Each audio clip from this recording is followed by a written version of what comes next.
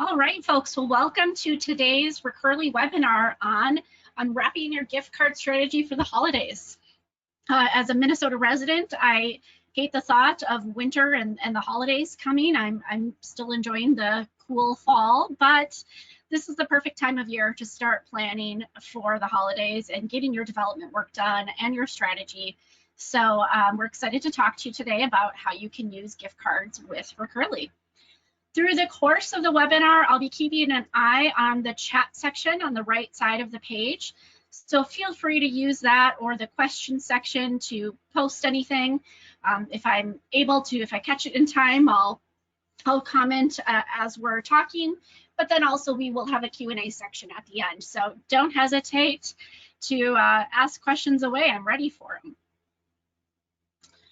All right. So let's talk a little bit about gift offerings. Now, I know it's probably pretty obvious, but when we talk about it with Recurly, a gift offering is generally some sort of amount to be applied towards what you as a merchant are selling as a good or service. And within Recurly, it's typically applied to a subscription. One of the most common scenarios is we see that it will cover a full billing cycle of a subscription or multiple quantities of a billing cycle, but we do have other options as well.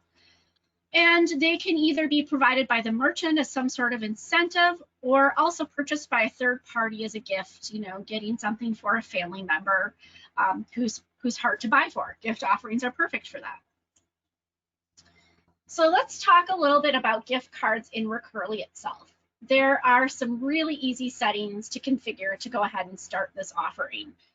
The first thing you would look at is within your configuration menu inside of Recurly to set up the gift offering. Configuring your checkout pages to allow both your current customers and hopefully some new customers to purchase the gift cards. And then you'll also need to configure what happens with the gift card receipt. So configuring your email templates, configuring credit card requirements, and really just getting those end customers subscribing and hopefully a huge raving fan of your product. We do offer two different types of gift offerings with some very, slight nuances, but important ones. So we offer plans and cards.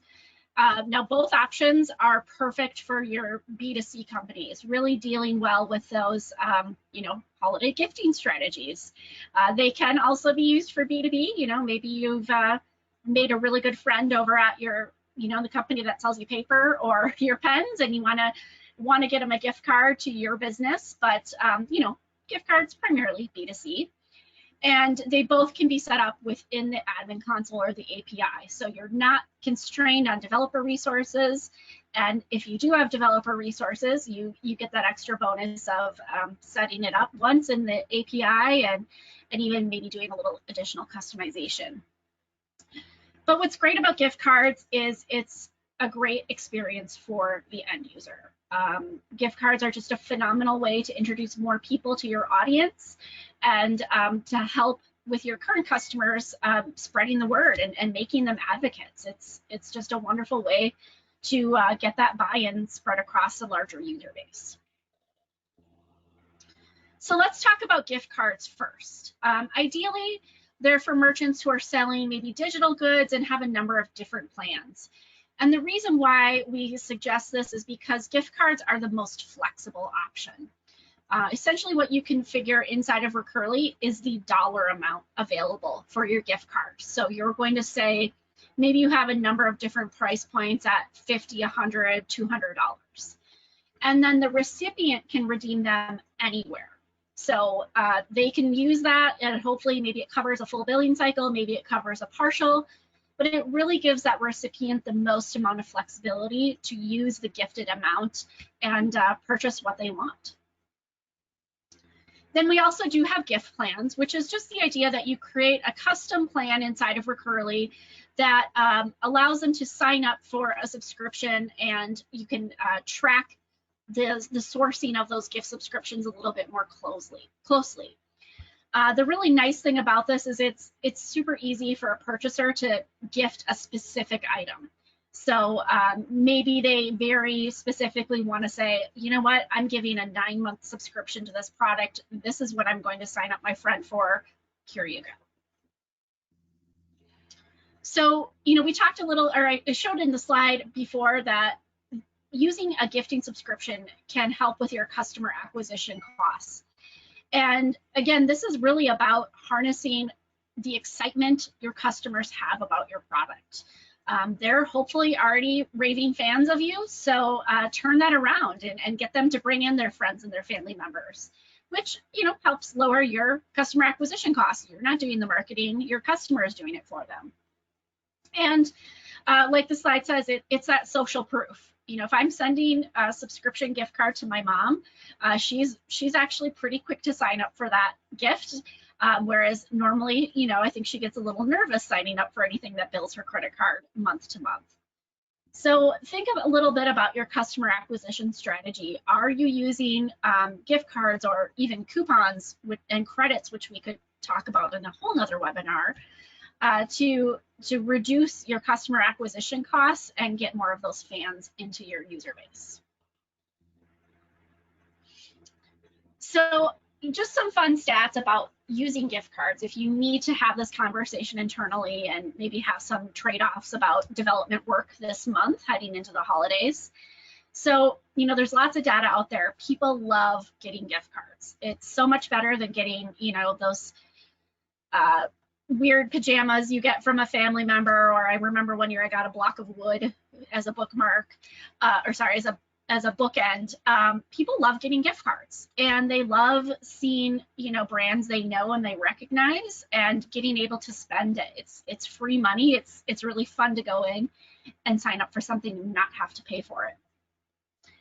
I also think that as the holidays are coming up, especially in our current culture and with everything going on in the world, this is a great way to support small businesses. And if you're a small business, this is a great way to be supported by your user base and to get your word out. This is a time of year where people feel like they have a lot of justification for gift card spending, so enable that.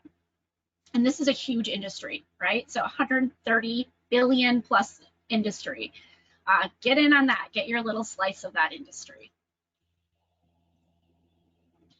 All right, so when we talk about the use case for giving a gift, we're going to talk about one of the companies that I think does this the best. And, they're not incentivizing me to this. I'm actually a cat person, but BarkBox is a phenomenal company at handling gifts. And they do both gift cards and gift subscriptions. So this is really the most common way to implement it. You can actually see when you go to the BarkBox website that you can decide how many months you would like to send that subscription. And this is really helpful, especially if you have a limited budget. You can get an idea of, how long this gift is going to last, and it gives you a really good idea of the value. Sometimes 1 month doesn't really feel like you're giving a lot for a subscription, but maybe a year is a little too cost effective. So what they've shown you is, given the idea of how many different months, the options and the savings is a really great incentive. Wow, 12 months, I save a 40%. That might be an incentive to step up from the 6-month offering.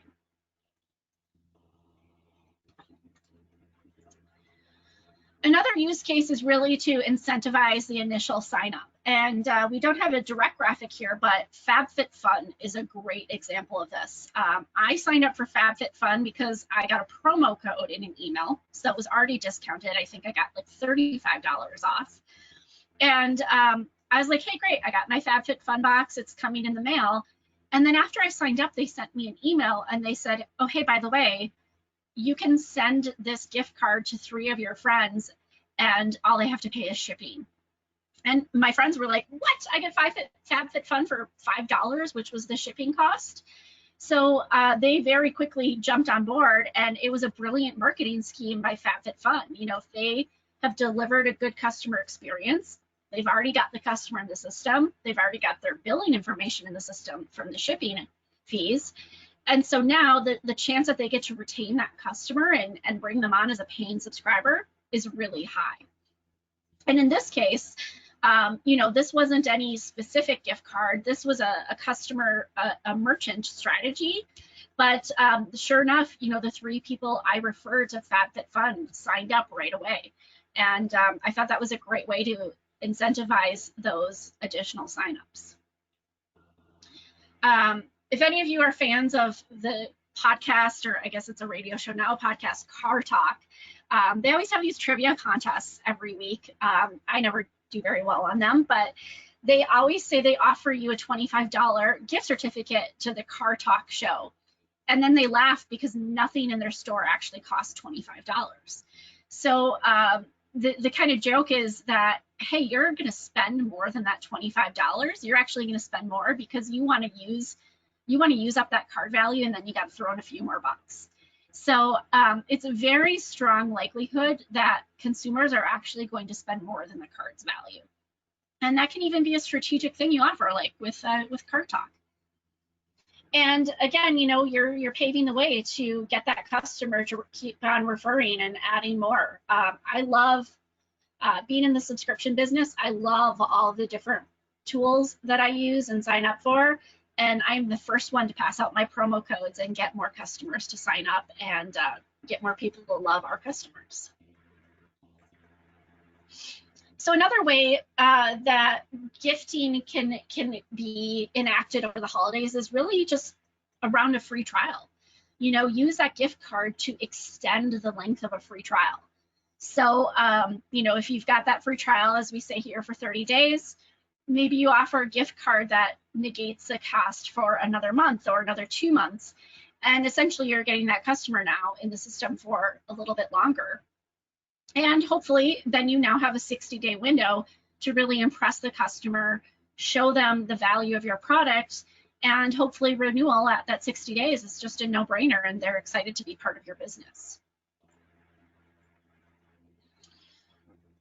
And it probably goes without saying that COVID-19 has had a really big impact on the subscription business. And a lot of merchants have really tackled this head on. I've been super impressed with how our customers have been responding to COVID and recurring costs. We've seen a lot of companies who offer some sort of access to like a physical space proactively provide a gift card or use the postpone functionality to give their customers some relief. They're doing this proactively, and it just really encourages the customer to understand that, you know, they're doing business with a company that values them and that is thinking about their needs. And, you know, they're, from a legality perspective, they're probably justified in continuing that subscription, but they've really done the right thing in postponing or giving a gift card to negate the costs. And that way, the customer doesn't take that voluntary churn. And so by keeping them in the system, but just delaying a month or 2 of charges, it's easier for them to come back, and you don't have to worry about, you know, trying to recapture that leaky bucket and increasing your customer acquisition costs by getting more and more customers. And, you know, this is very little work. You know, postpone, if you're doing it widespread, it could be done through an API script. Gift cards are something that are easily bulk generated, or coupons are bulk generated that you could send out to your customers and really message this as a proactive, positive move that you're taking. So just getting a little bit into the logistics, we'll talk about what creating a gift card in Recurly looks like. So in the left-hand side of your navigation, you will see in the configuration menu a gift card setting. And as we noted here, be sure to test this in your sandbox site before production. This should be available to all merchants. And if you prefer to do this from an API experience, this is also available in Recurly.js. We do offer a gift card checkout experience in the Recurly hosted payment pages. So if this is something you want to just try, maybe for just this holiday season, or Black Friday is another great time to try, just check the box in your hosted payment page settings and you will see the gift card code box appear automatically. So this really allows a quick integration and a quick go live for a gift card strategy. And you'll see here now that, you know, in the step 2 here, the customer entered their gift card, and now they can see on the right side of the page that they've an example of a purchase of a gift card for $20, where now the customer has the ability to enter in the recipient information and get that sent over. So it's a very, clean and simple UI. It's not super customizable, but to be able to launch a gift card strategy in under 15 minutes is pretty slick. And then, you can't do anything in billing without being able to analyze the results. So we do have within your gift card interface the ability to export any of your data around gift cards. So you can see who's redeemed, any other balances that are left, any additional information. And this one is really important because certain states have a lot of rules around what to do with unused credits. It's called escheatment. And I won't go into that here, but if that's something your state is involved in and it's something you're considering, we do give you all the data you need to know about the balances and the time that those balances have been on the account if you need to handle that in an external way. So, this is a pretty quick training, and I hope that it reflects how quick and easy this is to set up. But I also know that gift card strategies are very unique per customer. So I love to talk about this kind of stuff, and what we would love to do is actually talk to you directly. If this is a strategy you're considering for the holiday and you have questions or you want best practices about what other customers have done, give me or my colleague Alex a shout out on email, and we'll get some time set up with you and we'll talk this through. So at that point, we'll just open this up to questions. This is, I wanted to give a quick tutorial and then be available to answer any specific questions you folks might have. So feel free to use the GoToWebinar control panel and go ahead and post. All right, so Shannon asked, for subscription, what happens when the next billing cycle comes up? So with a gift card, you have a couple of strategies. So we have emails that are sending out, letting the customer know that their gift card balance is low or gone. So the customer will have the ability to provide billing information, or as soon as they're out of funds, the subscription would terminate. So that's definitely something you can manage and control the experience there. And yes, so alongside that, there's another question about what happens at the end of the gift subscription. The recipient does get the option to take over the subscription. So it is their subscription from the very beginning, and they will be prompted by any of the email templates we have around gifting to update their billing information and continue. So that's a really nice, seamless way to keep them going and keep them as a customer.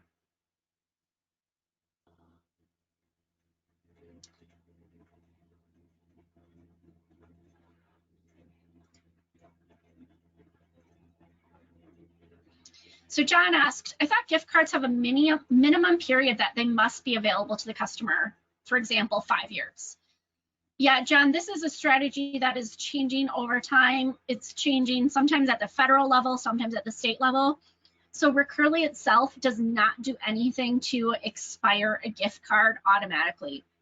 So whatever your local or federal requirements are, you have the ability to manage that. And if after 5 years you want to zero out that gift card, you are certainly able to do so. And Shannon asked, these emails, are they different than the Dunning emails? Absolutely. In fact, let me switch over to my test site here and I can show you exactly what we've got going on. So I'm just going to pull that up quickly and get right to that page. And let's see here. So I'm now within my Recurly test site, and you'll see in the left-hand side of the templates, we have a section just for gift cards. So a couple of email templates you can configure, including what it looks like when it's delivered, when it's actually purchased, getting them that confirmation. And then we also have that gift card balance low. So that's really letting them know that they need to provide that information or the subscription will expire. And then finally, we do have a really nice one where if the gift card has not been redeemed, it sends the recipient a reminder email. So we really want to get those customers engaged. And any one of these emails you have the ability to override. You can enable or disable and edit to match your branding. Okay, now I lost my question panel. Oh, there it is. Getting back into this. Oh, yeah. So Aaron has a good question. Is there a way to make this land on Christmas Day? Yes. When you are creating and purchasing the gifting, you do have the ability to set up a future delivery date. So no problems with that. And we do offer a physical gift card integration with Income. That's something that's in our documentation site. So if that's a strategy you're looking at exploring, our support team can definitely help you with that. All right, keep the questions coming. These are all really great ones.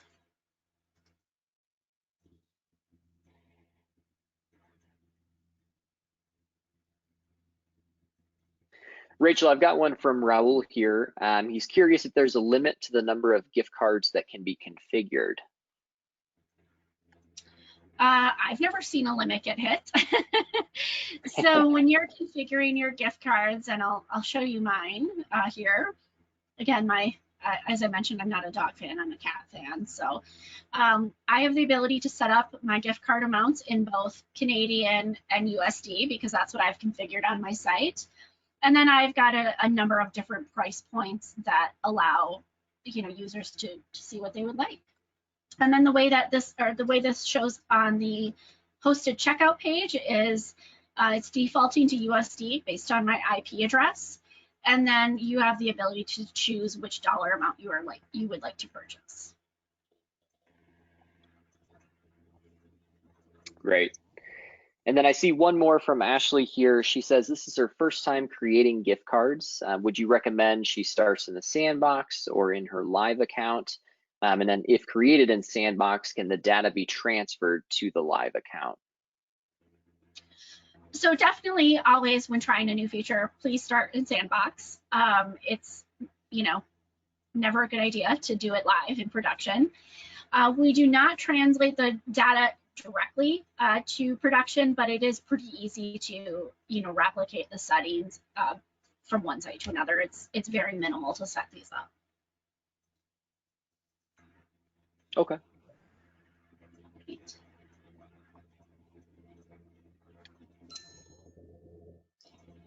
You guys are a good crowd. These are really good questions.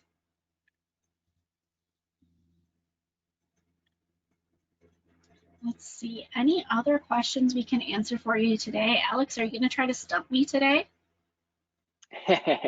Not today. I'll go easy. But that's everything I see, Rachel. All right. Well, like Alex mentioned, please feel free to reach out to us to schedule some time to talk. I'll also pull up a list here, or a UI here. And I'm going to post this in the chat as well. But if anyone would like to just schedule it directly, here's a link to my calendar. Feel free to grab a time slot, and we're happy to talk about your gifting strategy one-on-one. But that's all, folks. So please feel free to follow up. And thanks for joining today's training. Have a great day, everyone.